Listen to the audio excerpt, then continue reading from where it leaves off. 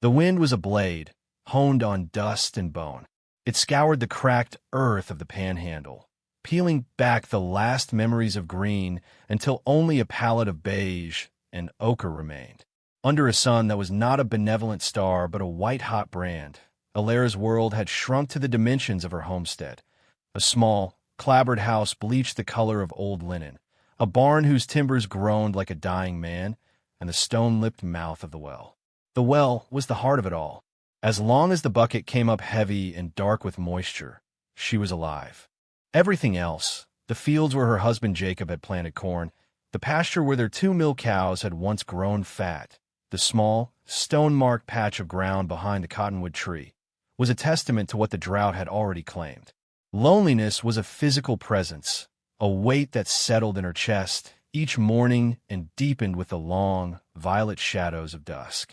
It was in the hollow echo of her own footsteps on the porch boards. In a single plate, she washed after a meager supper of beans and dry bread.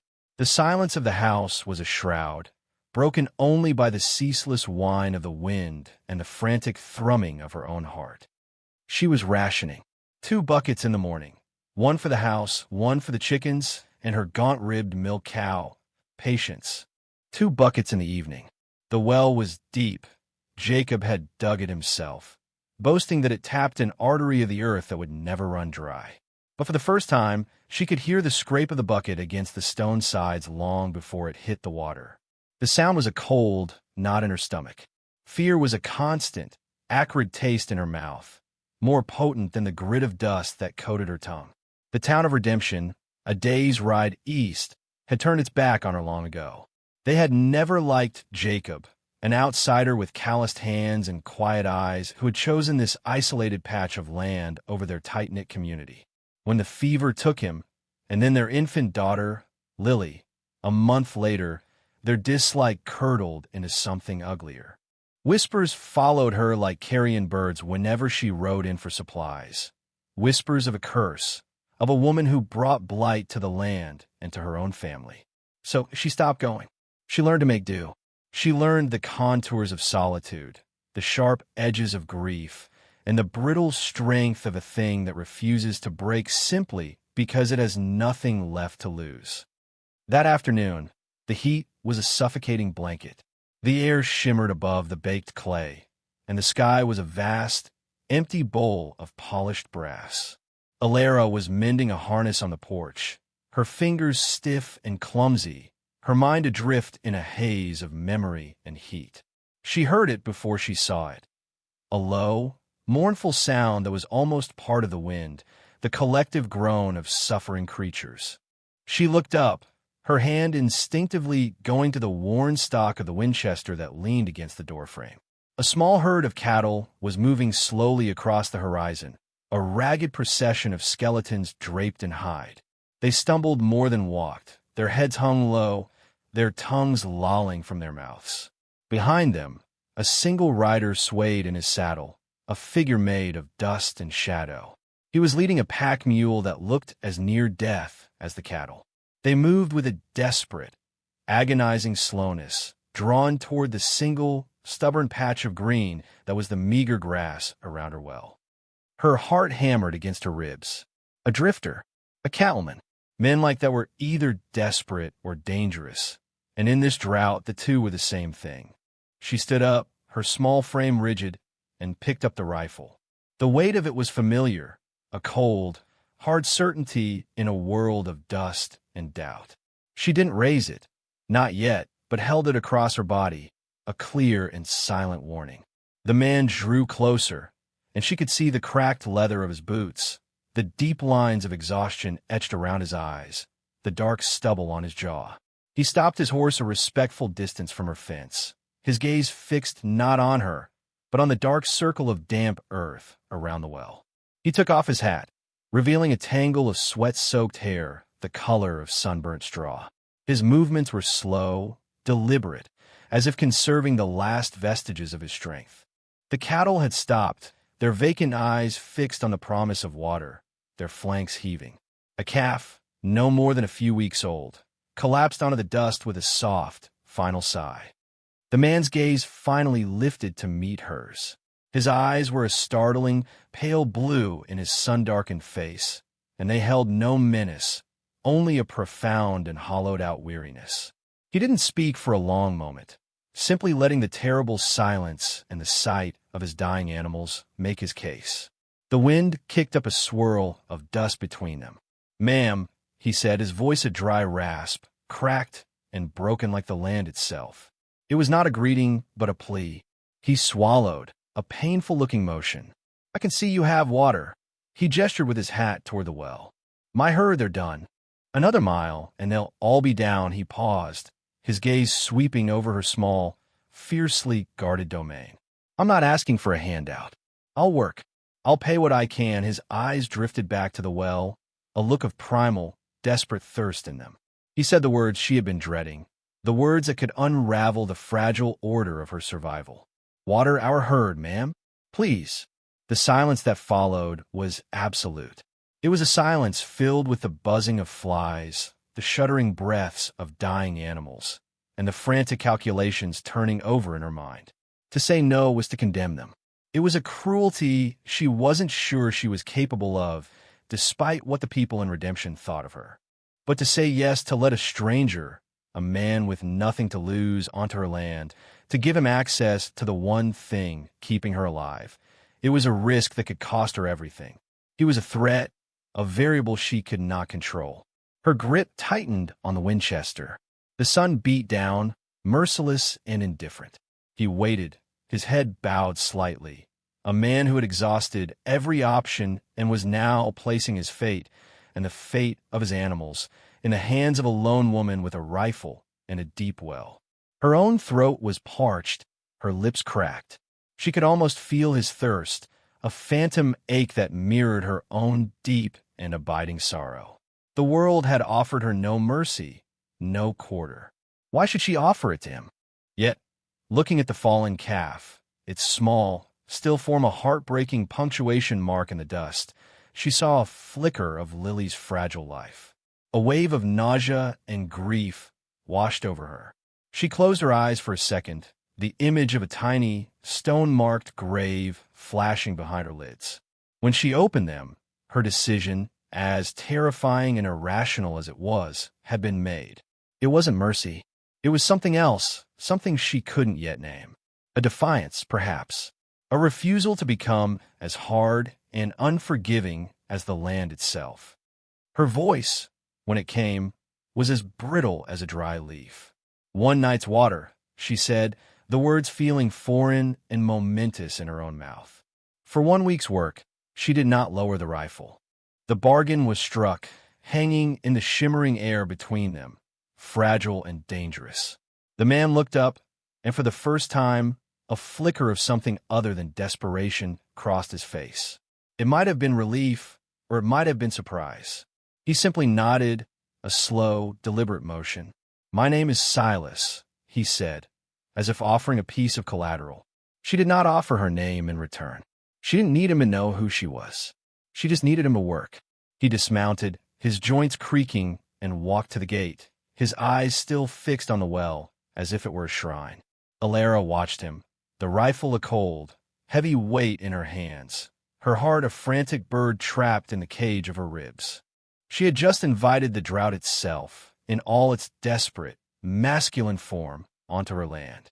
She had no idea if she had just saved a life or signed away her own. The wind whispered through the dry grass, carrying no answer, only more dust. The terms were laid out with the stark economy of a telegraph message. He and his herd could stay on the west pasture, the one furthest from the house.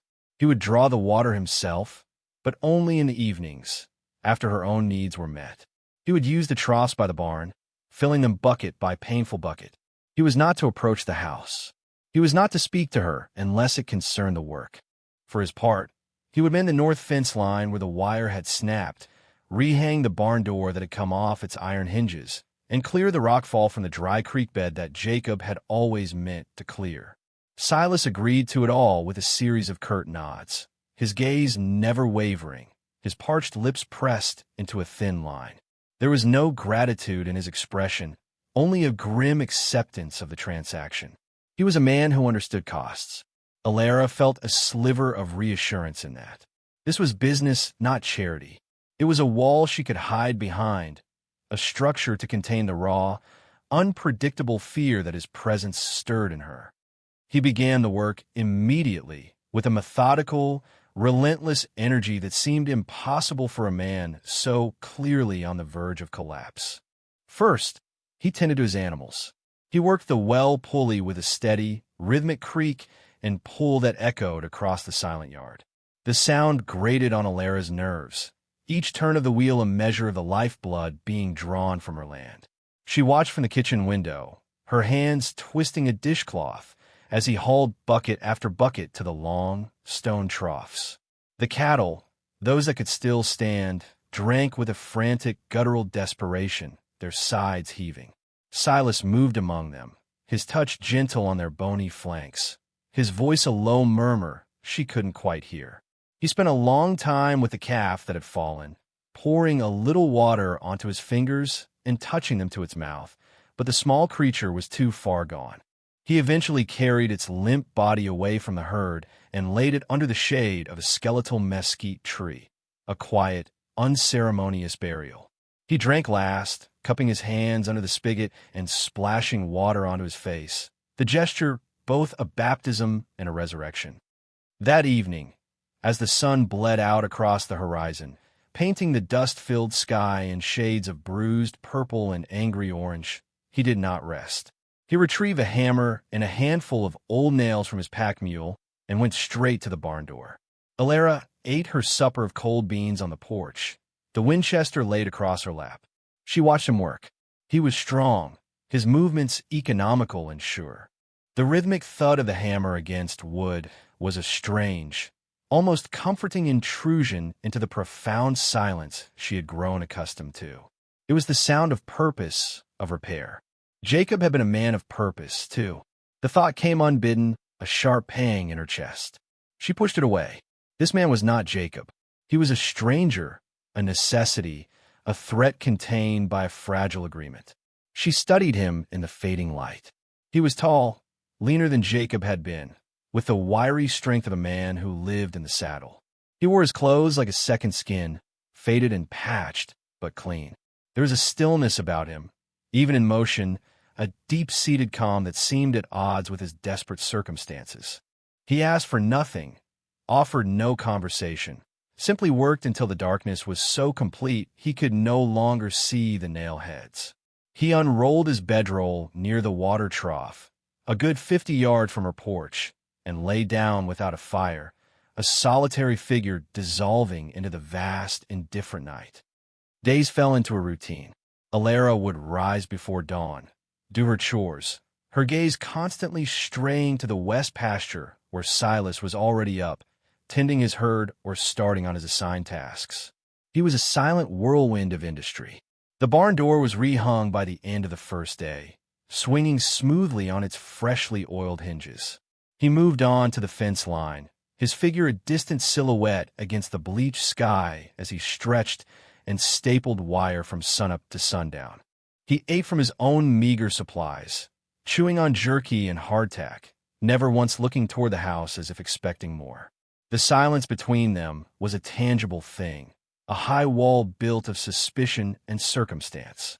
Yet Alara found herself observing him, cataloging his habits. He was patient with his animals. He was meticulous in his work, never cutting corners. He moved with an awareness of his surroundings, his head always up, his eyes scanning the horizon. He was a man accustomed to being alone, at home in the harsh emptiness of the land. The presence of another human being on her property was a profound disruption. At first, it was pure anxiety. Every creak of the floorboards at night made her start, her hand reaching for the rifle. But as the days passed, a strange and unsettling shift occurred. The silence was no longer empty. It was occupied. The rhythmic sound of his labor, the scrape of a shovel, the snip of wire cutters, the steady thud of a post driver, became a new kind of soundtrack to her days, a counterpoint to the lonely whisper of the wind. It was the sound of something being mended, held together against the relentless entropy of the drought. One afternoon, A wagon from Redemption rattled past on the main track, a half-mile distant. She saw Mr. Henderson, the town's land speculator and banker, crane his neck to stare at her homestead. She saw his passenger, Mrs. Gable, the town's chief gossip, point a gloved finger. Alara felt a familiar flush of shame and anger. They would see the cattle, the man working in her yard. The whispers would gain new life. The widow Miller taking in strays. No sense of decency. The thought should have terrified her, should have made her regret her decision. Instead, a stubborn knot of defiance tightened in her gut. Let them whisper. They had left her to face the drought and her grief alone. They had no right to judge the shape of her survival. That evening, as she watched Silas drawing water for his herd, his back straight and his shoulders broad against the setting sun, she felt not fear, but a flicker of something else. A shared purpose. They were two solitary creatures, bound together by a well, standing against a world that wished them gone. Her husband, Jacob, had loved this land with a fierce, quiet passion. He saw life where others saw only desolation. He'd point to the subtle shades of the rock, the tenacity of a wildflower blooming in the shelter of a boulder, the soaring grace of a hawk on the thermal currents. "It's honest land, Alara," he would say, his hand resting on her shoulder. "It doesn't pretend to be anything it's not. It asks a lot of you, but what it gives for good." What it had given them was a daughter with his quiet eyes and her dark hair, a small, perfect thing named Lily. And then, what it had taken away felt biblical in its totality. The fever had swept through Jacob first, swift and brutal, leaving him breathless and then gone in the space of 3 days. Alara had buried him herself, her hands raw from digging in the hard-packed earth. A month later, the same fire had consumed Lily, a tiny candle flame extinguished in the great, roaring darkness. The town doctor had refused to come out, citing the distance and the heat. Alara knew the real reason. They saw the sickness as a stain, a judgment on the outsiders who had dared to make a life where decent folk knew not to. She had become a creature of memory, haunted by the ghosts of conversations, by the phantom weight of a child in her arms. The homestead was a museum of her grief. The rocking chair Jacob had built for her sat empty on the porch. The small, carved cradle in the corner of the bedroom was draped with a linen sheet, a silent, dust-covered cenotaph. Her life had become a ritual of endurance, a process of getting through the hours until she could fall into a restless sleep and then waking to do it all over again. The arrival of Silas had fractured this grim stasis. His presence was an intrusion of the present, a raw, undeniable reality that demanded her attention. She found herself thinking less of the past and more of the immediate. The water level in the well, the progress on the fence, the way the stranger's shadow fell long across the yard in the late afternoon. He was an anchor to the now, pulling her away from the treacherous currents of what was and what might have been. She still kept the rifle close, but her hand no longer flew to it at every unexpected sound. She had begun to learn the rhythm of his presence. The soft jingle of his spurs as he walked to the well. The low nicker of his horse as he approached with a bucket. The quiet scrape of his plate as he ate his lonely meal by the trough. These sounds were weaving themselves into the fabric of her solitude, changing its texture. One evening, a coyote pack grew bold, their yips and howls rising from the bluffs just south of the house. They were closer than usual, drawn in by the scent of the cattle and the desperation of their own hunger. Alara stood on the porch, the rifle in her hands, her knuckles white. She saw Silas rise from his bedroll, a dark shape against the star-dusted sky. He didn't grab a weapon. Instead, he walked slowly toward the fence line, picked up 2 large stones, and smashed them together. The sharp, percussive crack echoed in the night, a sound that was both alien and aggressive. He did it again and again, a steady, intimidating rhythm. The howling faltered, then receded into the distance. He stood there for a long time, a silent sentinel, before returning to his bedroll. He hadn't looked toward the house once, but she knew he was aware of her watching. He was protecting his herd, of course, but the fence line he guarded was hers. The realization settled in her, small and quiet, but significant. He was not just working off a debt. He was holding a line. The week of their agreement was drawing to a close. The fence was mended, stronger than it had been in years. The barn door hung straight and true. The rockfall in the creek bed was now a neat pile on the bank, a monument to his tireless labor. He had fulfilled his end of the bargain, and more. His cattle were stronger, their ribs less prominent, their hides regaining some of their luster. They were still thin, but they would survive the journey now. He would be leaving. The thought should have brought her relief. The threat would be gone. The water would be hers alone again. Her solitude would be restored. Instead, a strange and unwelcome hollow opened up inside her. She had grown accustomed to the sound of the hammer, to the sight of his silhouette against the sunrise. She had grown accustomed to not being entirely alone. On the last day, she found herself baking bread, something she hadn't done in months. The yeast and flour were precious, part of her dwindling winter stores. She didn't know why she was doing it. She kneaded the dough with a furious energy, pounding and folding, as if trying to work out the knots of confusion in her own heart. The smell of baking bread filled the small house, a scent of home, of life, of a time before. It smelled of Jacob coming in from the fields, of Lily sleeping in her cradle. It was the smell of everything she had lost. When the loaf was done, golden and fragrant, she wrapped it in a clean cloth. She stood at the door for a long time, the warm loaf in her hands, her heart warring with itself. Pride and fear told her to stay put, to let him leave as he had arrived, a nameless transaction. But some other impulse, something softer and more vulnerable, urged her forward. She walked out onto the porch and set the bread on the railing. She didn't call out to him. She just left it there, a silent offering, and retreated back into the shadows of the house, her cheeks burning. She watched through the window as he finished his work for the day. He walked past the porch, and his eyes fell on the wrapped loaf. He stopped. He stood perfectly still for a full minute, looking at the bread, then looking toward the closed door of the house. Then, with a slow, deliberate movement, he reached out and took it. He didn't open it. He just held it in his hand, then turned and walked back toward his camp, the small, warm parcel looking impossibly fragile in his calloused grip. That night, she couldn't sleep. The wind had died down, and the silence that descended was heavier, more profound than before. It was the silence of imminent departure. She lay in her bed, staring at the moonlit ceiling, and for the first time, she allowed herself to feel the full, crushing weight of what her life had become. She wasn't just surviving. She was ossifying, turning into something as hard and brittle as the land around her. The town's judgment, her own grief, she had let them build a prison around her heart. Silas, with his quiet competence and his unspoken respect for boundaries, had inadvertently shown her the bars of her own cage. He had treated her not as a cursed widow, but as a landowner, a person with whom one made a bargain.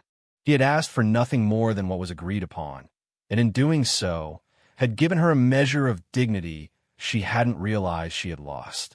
He had reminded her that the world contained more than just memory and threat. It also contained the simple, solid fact of another person's labor, another person's quiet endurance. The thought of him leaving, of the silence returning to its former, empty state, was no longer a relief.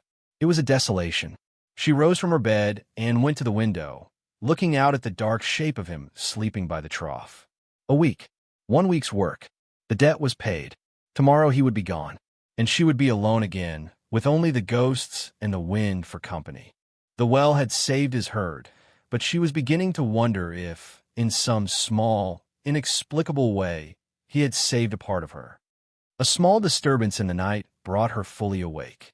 It wasn't the coyotes this time, but a low, persistent cough from the direction of Silas's camp. It was a deep, chest-rattling sound that spoke of dust-filled lungs and exhaustion. The sound continued, punctuated by long silences, and Alara found herself sitting up in bed, listening. The air was turning colder, a precursor to the false dawn, and she knew he was sleeping on the hard ground with only a thin bedroll for warmth. She thought of the fever that had taken Jacob, the way it had started with a cough just like that, a small ember that had quickly roared into an inferno. A tremor of old fear, sharp and specific, ran through her. She told herself it was none of her concern. He was a stranger. Their business was concluded. But the sound of his ragged breathing carried across the yard, a raw note of vulnerability that chipped away at her resolve. She thought of the bread, the small, inadequate gesture she had made. It wasn't enough. Against every instinct for self-preservation that had guided her for the past year, she rose, lit a lantern, and pulled on her boots. She went to the medicine chest Jacob had built, a small cabinet of tinctures and herbs. She found a jar of horehound and honey syrup she made every autumn. It was meant for her, for the winter coughs that sometimes settled in her chest, but she hadn't touched it this year. She poured a generous amount into a small tin cup. Then she hesitated, her hand hovering over a folded woolen blanket on the chest at the foot of her bed. It was Jacob's, thick, gray wool, with a single red stripe woven through it.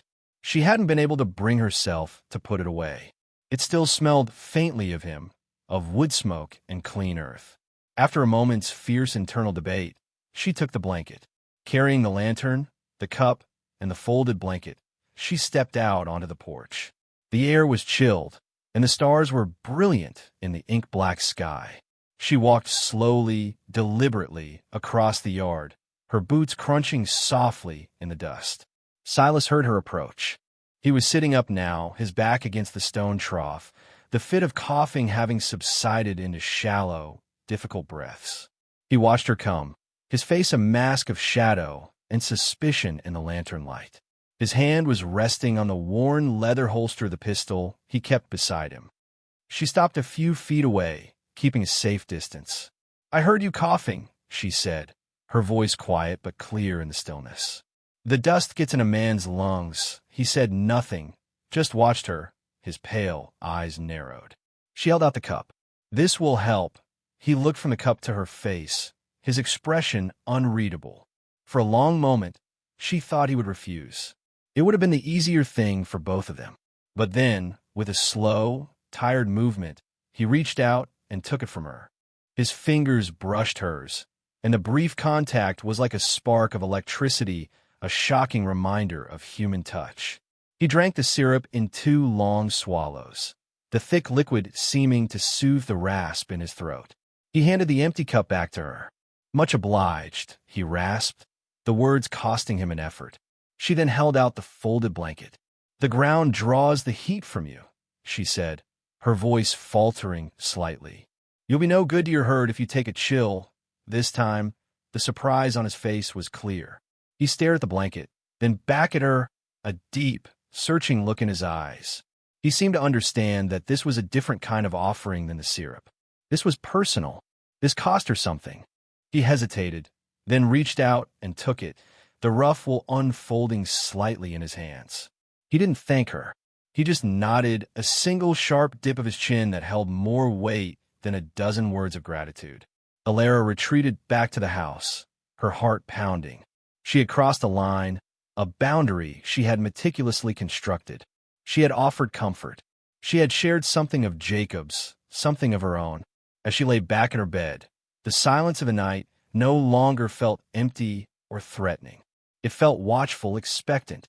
She had made a crack in the wall of her own fortress, and now she had to wait and see what would come through. The next morning, Silas did not pack his camp. He did not round up his cattle. Instead, after watering the herd, he walked to the woodpile at the side of the house. He picked up the heavy splitting axe, tested its weight, and began to work. The sharp, clean crack of the axe splitting logs echoed through the morning air. He was splitting her firewood, a chore that was not part of their agreement.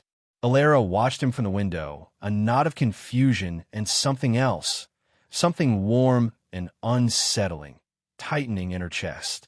He was repaying her for the medicine and the blanket. He was a man who kept his ledgers balanced. He worked through the morning, never slowing, building a neat, high stack of firewood that would see her through half the winter. When he was done, he moved on to another task, cleaning out the chicken coop, his movements just as deliberate and focused. She realized with a jolt, making himself indispensable.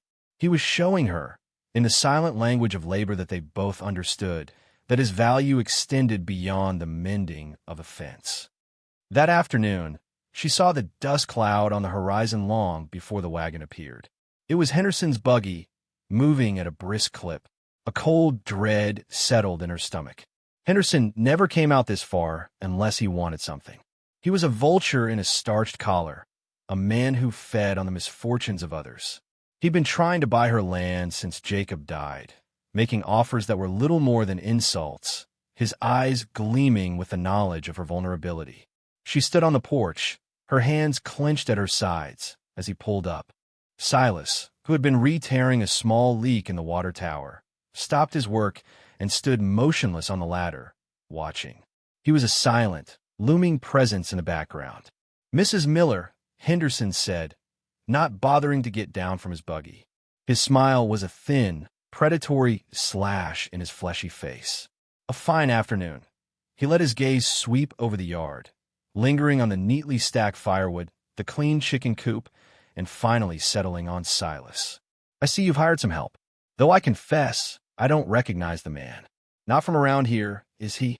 The insinuation was thick and oily. "My business is my own, Mr. Henderson," Elara said, her voice colder than she felt. Of course, he said smoothly.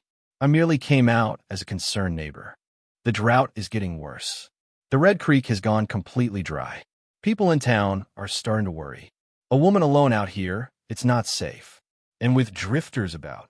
He let the word hang in the air, freighted with menace. "I'm not alone," she said, the words out before she could stop them. Henderson's eyes flickered to Silas, and his smile tightened. "So I see. Well, my offer still stands. A fair price for this place. More than fair, considering the circumstances. It would give you enough to start over somewhere else. Somewhere safer. This is my home," Elara said, her voice shaking slightly but firm. "It's not for sale." Henderson's facade of civility dropped. His eyes hardened. "This land is worthless without water, Mrs. Miller. My sources tell me every well for 50 miles is drying up. Yours can't last forever. When it goes, you'll have nothing. You'll be begging me to take this place off your hands for pennies on the dollar. Think about it. I'll be back in a week. I expect you'll have come to your senses by then." He snapped the reins, and the buggy lurched forward, kicking up a cloud of dust that settled over the porch like a shroud. Elara stood trembling, a mixture of fear and rage churning inside her. He was right. The well was everything. If it failed, she would lose it all. She felt a presence beside her and turned to see Silas. He had come down from the ladder and was standing a few feet away, his face grim. "He wants your water," Silas said. "It wasn't a question." "He wants my land," she corrected, her voice brittle. "The water is just the way to get it." Silas looked at the well, then back at her. His pale eyes were steady, unblinking. "A man like that doesn't give up easy," he said. He looked toward the horizon, where Henderson's buggy was now a small speck. "He'll be back." The simple statement was not a threat, but a promise of a shared future, a shared fight. He had said he'll be back, not, "You should be careful." In that moment, the line between them blurred. It was no longer a problem. It was theirs. The unspoken agreement to extend his stay settled between them as quietly as the dust. There was no discussion, no new bargain struck. He simply kept working, and she simply let him. The rhythm of their days found a new, deeper cadence. They were no longer a landowner and a hired hand, but partners in a silent, desperate enterprise, keeping the homestead alive. The drought, however, did not relent. It tightened its grip, baking the world into a hard, sterile shell. The sun rose each day with a pale, feverish intensity, and the sky remained a vast, cloudless expanse of aching blue. The well, the heart of their existence, began to show the strain. The water level dropped perceptibly. The bucket scraped the sides for longer, and the water that came up seemed darker, heavier, tasting more of stone and earth. The fear that had been a low hum in Elara's heart now became a constant, thrumming dread. Each bucket drawn was a countdown. This shared anxiety forced them into a new kind of proximity. They began to work together. The task of deepening the well was too much for one person. It required one to be lowered into the narrow, dark shaft to dig, and another to work the pulley, hauling up bucket after bucket of damp earth and rock. There was no debate about who would go down. Silas was stronger. Elara, her fear of the well's collapse warring with her fear of its failure, took her place at the windlass. For days, this was their world. He would disappear into the blackness, and she would be connected to him only by the rope in her hands. His voice would echo up from the depths, muffled and strange, telling her when to haul, when to stop. She worked until her palms were raw and her back screamed in protest. She would haul up the heavy buckets of clay and stone, her muscles straining, her focus absolute. His life was literally in her hands.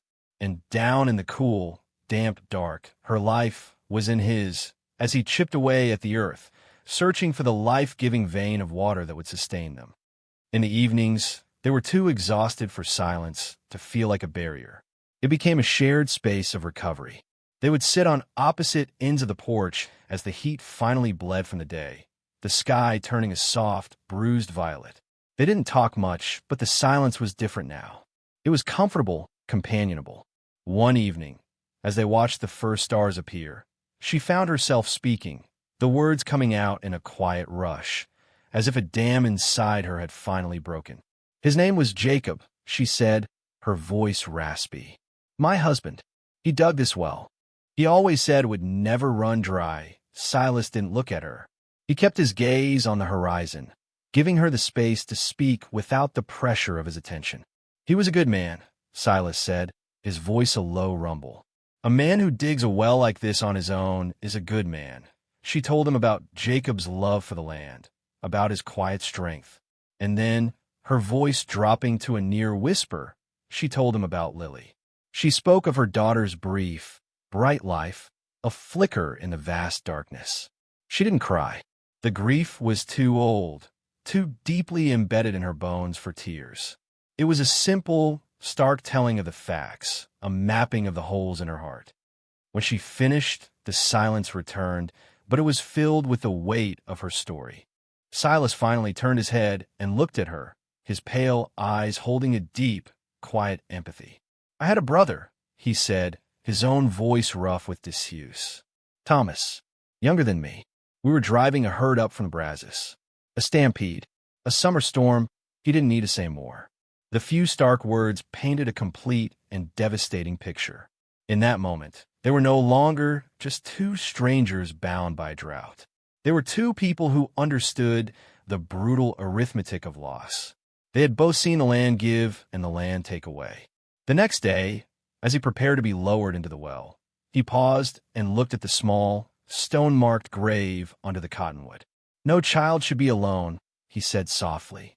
Later that afternoon, while she was hauling up a bucket, she saw that he had spent his lunch break shoring up the small ring of stones around Lily's grave, making them neat and solid, a small, strong fortress against the wind. The gesture was so quiet, so profound, it stole the breath from her lungs. Tears she thought had long since dried up pricked at the back of her eyes. He had not only heard her story, he had honored it. The deepening of the well was a success. After 3 days of back-breaking labor, Silas hit a new seam of water. The bucket came up full and fast, the water cool and clear. The relief was so profound it was dizzying. They had bought themselves more time. That evening, to celebrate, Elara opened one of the last jars of peaches she had preserved from a year before Jacob died. The sweet, sun-colored fruit tasted of life, of abundance, of a world that was not entirely brown and gray. They ate on the porch, sharing the jar between them, the sweet syrup dripping from their fingers. A small, fragile bubble of peace settled around them. The work, the shared danger, and the quiet confessions had forged a bond between them, a thing of tensile strength built from unspoken understanding. She found herself watching the way the last light caught the lines around his eyes, the way he moved with such deliberate grace.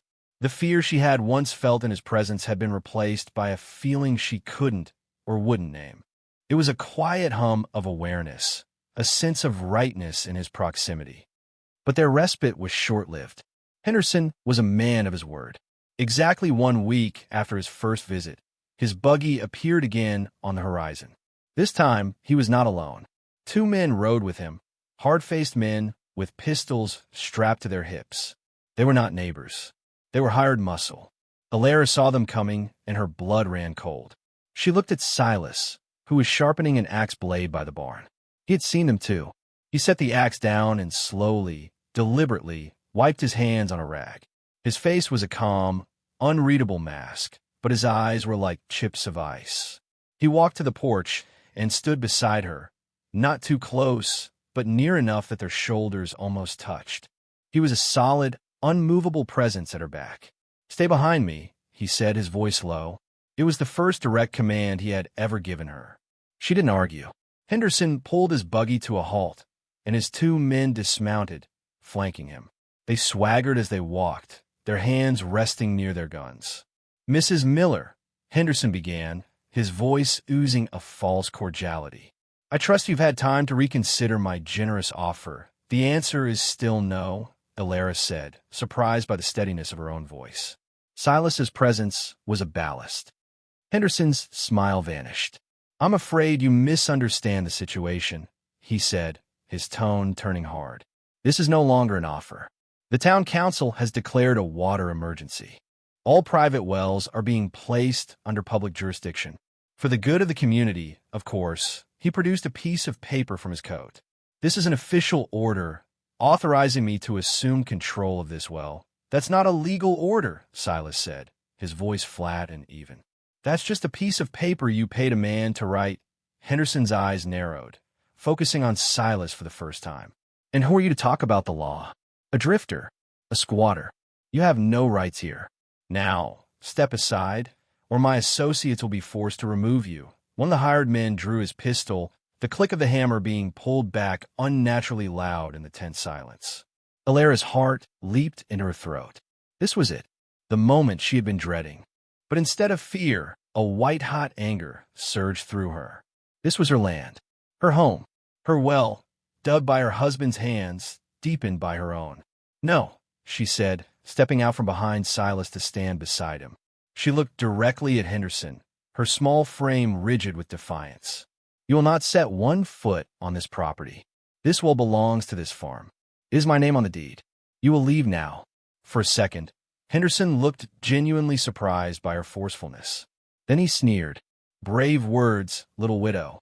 But words won't stop a bullet." He nodded to his man. "Get them out of the way." The gunman took a step forward, raising his pistol. Silas moved so fast he was a blur. He didn't reach for the gun he wore at his hip. Instead, he grabbed the handle of the splitting axe that was leaning against the porch rail. He didn't raise it to swing. He just held it, the heavy, polished head gleaming in the sun. He took 1 step forward, placing himself squarely in front of Alara, his body a shield. His voice, when he spoke, was deadly quiet. "You could try," he said, "but the first one of you that takes another step will lose a limb." There was no bravado in his tone. It was a simple statement of fact, delivered with an absolute, chilling certainty. The gunman froze. He looked from the axe to Silas's cold, unwavering eyes, and saw a man who had nothing to lose and would not hesitate. He glanced at Henderson, a flicker of doubt in his expression. Henderson's face was purple with rage. He had miscalculated. He had expected a frightened widow, not this unmovable object. The standoff stretched for a long, silent moment. The only sound was the wind, whistling softly around the corners of the house. It was Henderson who broke. He could see this would not be the easy victory he had imagined. It would be bloody, and he was a man who preferred to keep his own hands clean. "This isn't over," he spat, his voice venomous. "You've made a powerful enemy today, Mrs. Miller. You'll regret this." He turned on his heel and stomped back to his buggy, his men holstering their weapons and following him with backward, resentful glances. They rode away in a cloud of angry dust, leaving a vibrating silence in their wake. Alara stood, her knees weak, her body trembling with the aftermath of adrenaline. Silas didn't move until the buggy was a speck on the horizon. Only then did he slowly, carefully set the axe back against the rail. He turned to her, his face still grim. "He'll be back," he said again, "and he won't bring paper with him next time." The confrontation with Henderson left an invisible scar on the homestead. The air itself seemed thinner, charged with a nervous energy. Peace was no longer a possibility. It was merely the interval between attacks. They knew Henderson would not be deterred by a single show of force. His greed was a patient, corrosive thing. He would find another way. The next few days were spent in a state of watchful preparation. Silas was no longer just a handyman. He became a strategist, a silent commander fortifying their small kingdom. He walked the perimeter of the property every morning and every evening, his eyes scanning for any sign of disturbance. He reinforced the latch on the main gate and boarded up the back window of the barn, the one that faced away from the house. He cleaned and oiled his own pistol, and then, with a quiet solemnity, he took Alara's Winchester, dismantled it with practiced ease on the kitchen table, and cleaned every component until it gleamed. He showed her how to clear a jam, how to load it faster, his large, calloused hands guiding her smaller ones with a gentle, impersonal competence. "Don't aim for the man," he told her, his voice low and serious as they practiced sighting on a distant fence post. "Aim for the center of him. Don't think. Just point and squeeze." The lessons were grim, a stark acknowledgement of the violence that might be coming. But in his instruction, there was a strange kind of intimacy. He was trusting her to be capable, to be a partner in their defense. He was giving her the tools to be more than a victim. Alara found a strength in herself she hadn't known she possessed. The frightened widow who had hidden behind her door was gone, burned away by Henderson's threats and Silas's quiet faith in her. She was now a woman defending her home. She learned to read the landscape as Silas did, to notice the unnatural stillness of the birds, the fresh tracks on the dusty path that were not her own. They worked as a team, their communication pared down to a shorthand of glances and nods. While he patrolled, she would sit on the porch, the Winchester across her lap, her eyes never still. A strange sense of calm settled over her. The fear was still there, a cold stone in her gut, but it was now overlaid with a sharp, clear-eyed resolve. She had something to fight for, not just the memory of a husband and child, but for the life she and Silas were carving out of this harsh land, for the simple dignity of standing her ground. One night, the attack they had been waiting for came. It wasn't a direct assault. It was something more insidious. Alara was woken by the frantic cackle of her chickens, a sound of pure terror. She was out of bed in an instant, grabbing the rifle as Silas burst out of the barn, his own gun in hand. In the pale moonlight, they saw the source of the commotion. The door to the coop had been torn from its hinges, and a pair of foxes were creating carnage inside. But it was the way the door had been broken that chilled them. The wood was splintered, forced open not by a predator, but by a tool. Someone had let the foxes in. While Silas dispatched the animals with 2 quick, clean shots, Alara's gaze was drawn to something else. A flicker of movement by the west pasture. A shadow detaching itself from the fence line. "Silas!" she cried out, pointing. He saw it too. It was a man, running low and fast, heading for the cover of the bluffs. He was too far away to be a clear target in the dark. As they watched him disappear, the low, distressed bellow of a cow reached them. They ran to the pasture. The gate, which Silas had secured with a new iron pin, was wide open. The wire along the far fence had been cut in 3 places. The small herd, panicked by the commotion and the strange scents, was scattering into the open, unprotected range. It was sabotage. Henderson wasn't trying to scare them. He was trying to ruin them, to bleed them dry animal by animal, disaster by disaster. The fury that rose in Alara was cold and pure. She looked at Silas, his face set like granite in the moonlight. "They want us chasing cattle," he said, his voice tight with anger. "So we're not here to guard the well?" The realization hit her with the force of a physical blow. This was a diversion. While they were occupied with the herd, Henderson's other men would move in on the well. "You go," she said, her voice hard and sure. "Get the herd. I'll stay He turned to her, his expression a mixture of protest and concern. Elara, no. It's too dangerous. It was the first time he had used her name. It sounded strange, and yet perfectly natural on his lips. He's right, she insisted, her grip tightening on the Winchester. This is what they want. To split us up. To leave the well undefended. You're faster. You can round them up before they scatter too far. I can hold them off here.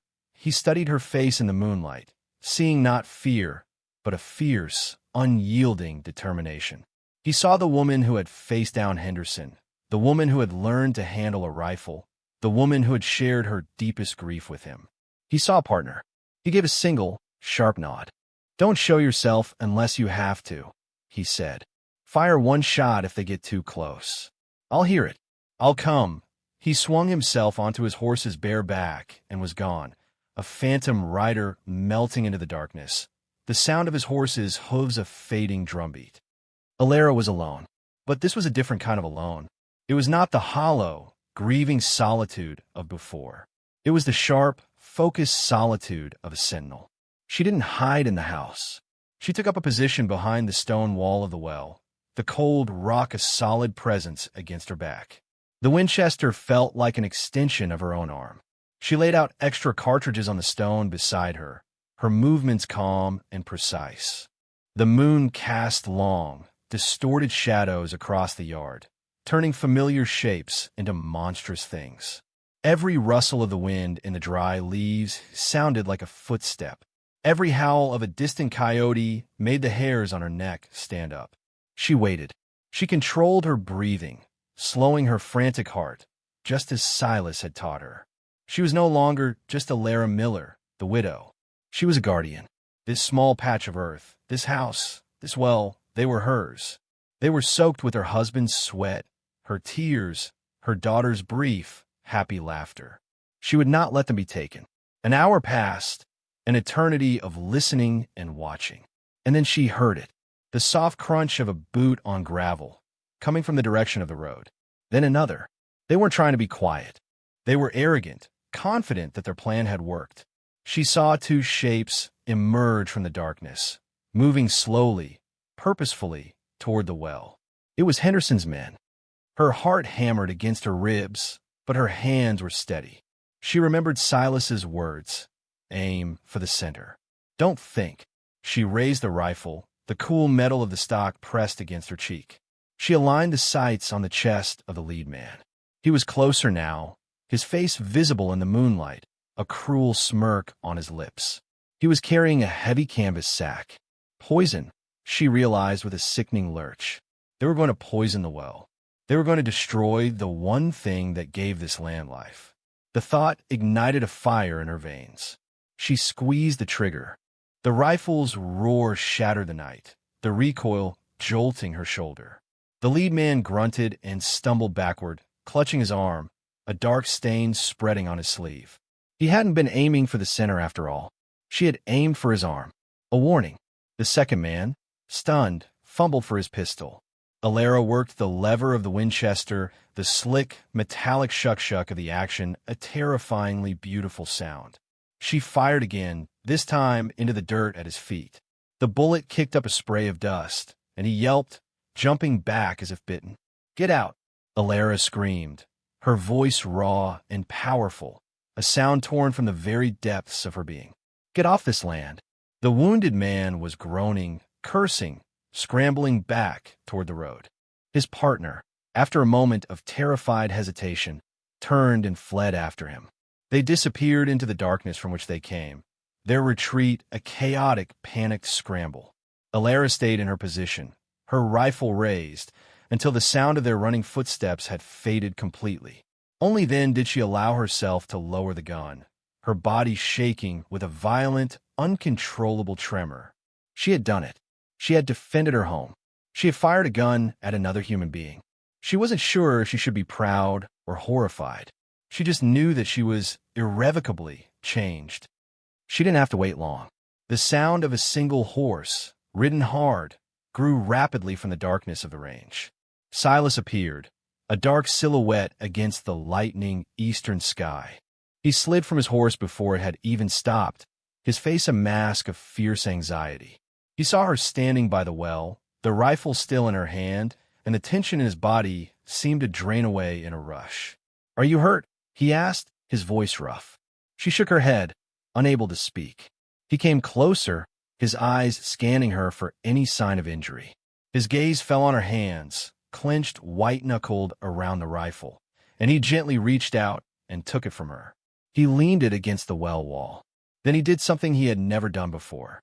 He reached out and placed his hands on her shoulders, his grip firm and steadying. "Alara," he said, his voice softer now. "It's over.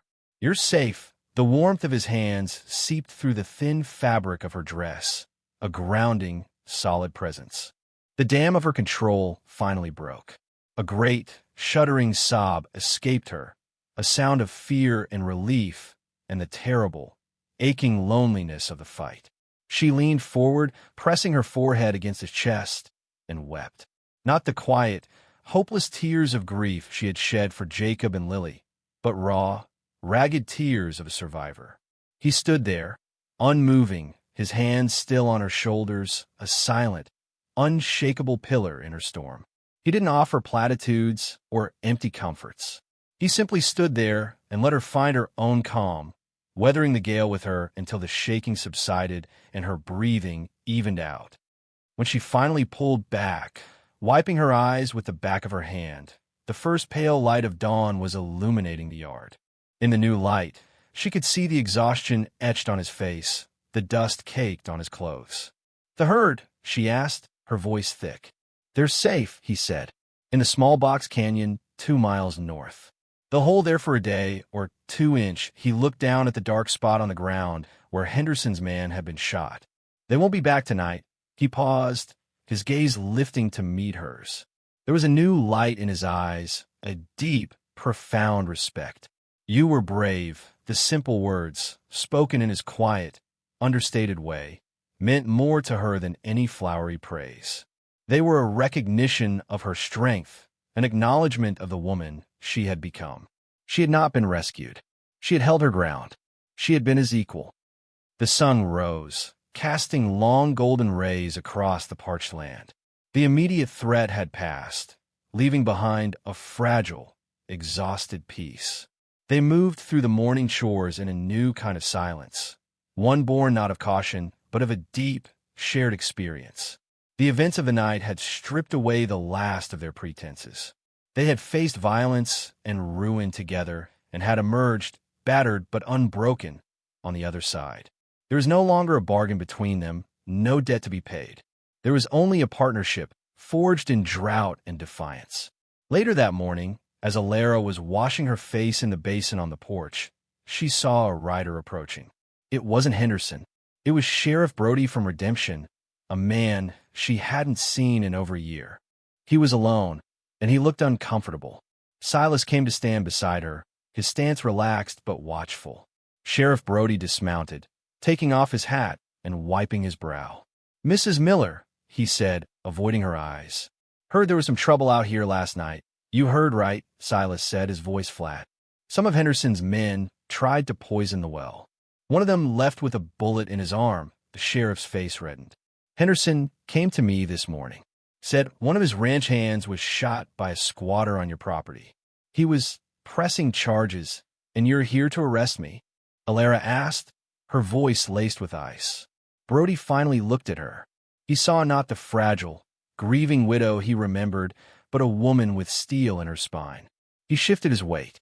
"No, ma'am, I'm not. Fact is, Henderson's been getting too big for his britches for a long time. People are scared of him, but they're also getting tired of his ways. When I heard his version of the story, and knowing he's been trying to force you out, well, it didn't sit right. I came to hear your side." Alara told him everything, her voice clear and steady. She told him about the threats, the sabotage, the armed men who came to her door with a fraudulent document. Silas stood beside her, a silent witness, his presence lending weight to her every word. When she was finished, Sheriff Brody was quiet for a long time, looking at the well, at the mended fences, at the two solitary figures standing together against the vast, empty landscape. "A man has a right to defend his property," he said finally, his gaze settling on Alara. A woman does too. Henderson's man won't be pressing any charges. I'll make sure of it. And I'll be having a long talk with Mr. Henderson about harassment and manufacturing legal documents. I don't think he'll be bothering you again. He put his hat back on. You let me know if he does. He mounted his horse and rode away, leaving behind a sense of stunned, unbelievable relief. It was over. The siege was truly over. That afternoon, the sky began to change. For the first time in months, the relentless, uniform blue was marred by streaks of gray on the western horizon. A different kind of wind began to blow. Not the hot, dusty wind of the drought, but a cooler, moisture-laden breeze that smelled of damp earth and distant rain. Alara and Silas stood on the porch, watching the clouds gather and build, their dark underbellies promising a deluge. They didn't speak. There was nothing that needed to be said. They had faced the worst of the land and the worst of men, and they were still standing. The long fight was over, and the land itself seemed to be offering a truce. The first drop of rain fell, a dark, fat circle in the dust at Alara's feet. Then another and another. Soon, a steady, gentle rain was falling, whispering on the tin roof of the porch, washing the layers of dust from the thirsty leaves of the cottonwood. The scent of the rain hitting the dry earth, petrichor, rose up around them, a perfume of absolution and renewal. Alara closed her eyes, tilting her face up to the sky, letting the cool drops wash over her. It felt like a baptism. It was washing away the grief, the fear, the bitterness, leaving behind a clean, quiet strength. She opened her eyes and looked at Silas. He was watching her, a small, rare smile touching the corners of his mouth. The rain was plastering his hair to his forehead, running in rivulets down the lines of his face. In that moment, she saw him not as a stranger or a hired hand or a protector, but as the man who had stood with her, who had seen her at her most vulnerable and at her strongest. He was the man who had honored her past and fought for her future. The drought had brought him to her, a desperate man with a dying herd. He had asked for water, but what they had found together was something deeper, something that quenched a thirst she hadn't even known she had. He reached out, not to touch her face or her hand, but simply to brush a stray, rain-soaked strand of hair from her cheek. The gesture was incredibly gentle, a quiet promise in the falling rain. "I should see to the herd," he said, his voice a low rumble that was nearly lost in the sound of the downpour. "Bring them back to the pasture." He said it not as a man preparing to leave, but as a man talking about his home. Alara nodded, a slow smile spreading across her own face. "Yes," she said. "Bring them home." He walked out into the cleansing rain, and she watched him go, no longer a solitary figure against a barren landscape, but a part of this place, a part of her life. The world was no longer shrinking. It was expanding, full of the promise of green shoots, a full well, and a shared future. She was not the widow Miller anymore. She was Alara, and she was finally home.